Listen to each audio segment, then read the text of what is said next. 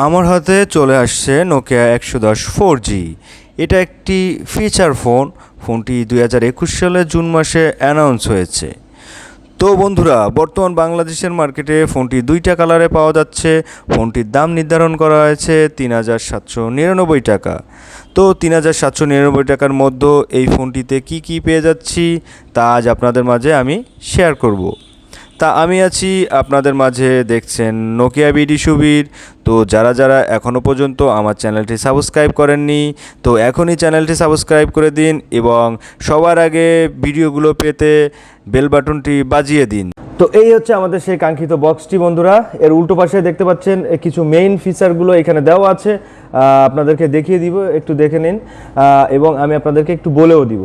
তো এখানে আছে HD calls over 4G networks, then wireless FM radio, 1.8 inch QVGA display, rear camera QVGA এবং পেয়ে যাবেন video player, MP3 player, 32GB পর্যন্ত মেমোরি কার্ড সাপোর্টেড।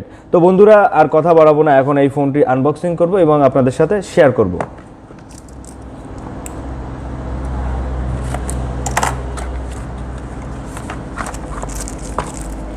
তো এটা হচ্ছে আমাদের সেই কাঙ্ক্ষিত ডিভাইসটি রেখে দিব একটু।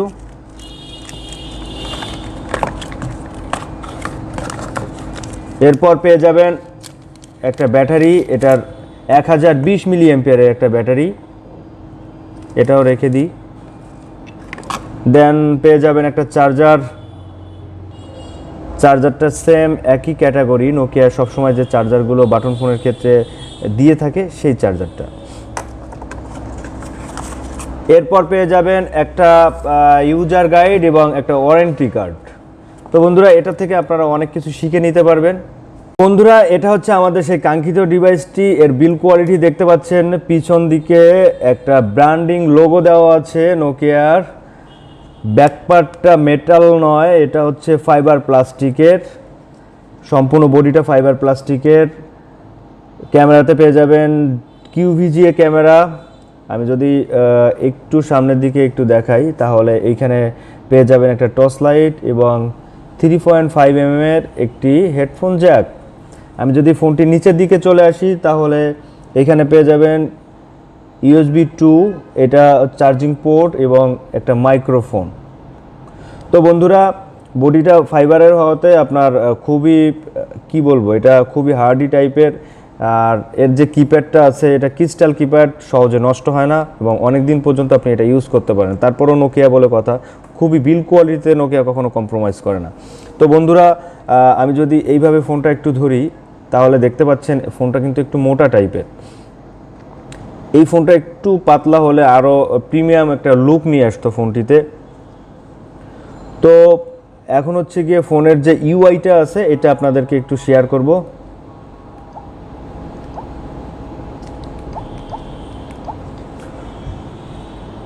তো এই হচ্ছে গিয়ে ফোনের যে ইউআই, দেখতে পাচ্ছেন সেম ক্যাটাগরি। নোকিয়া অন্য অন্য ফোনগুলোতে যেভাবে এই সেটিংসগুলো করে থাকে, সেম সেটিংস। তো এর এক্সট্রা আমি 2-3টা সেটিংস পেয়েছি, খুবই সুন্দর, আমার কাছে খুব ভালো লেগেছে। তার প্রথমটা হলো এর যে ফন্ট সাইজগুলো, এটা বড় করা যায়। দেন এর যে অ্যাপ্লিকেশনের যে সাইজগুলো, এটাও বড় করা যায় এবং এটাতে ওয়্যারলেস FM রেডিও আছে এবং কল রেকর্ডের অপশন আছে। এটা অটো কল রেকর্ড না, ম্যানুয়াল কল রেকর্ড করতে পারবেন এই ফোনটাতে। আর এটাতে 32GB পর্যন্ত মেমোরি কার্ড সাপোর্ট করবে, আপনারা ভিডিও দেখতে পারবেন, অডিও শুনতে পারবেন।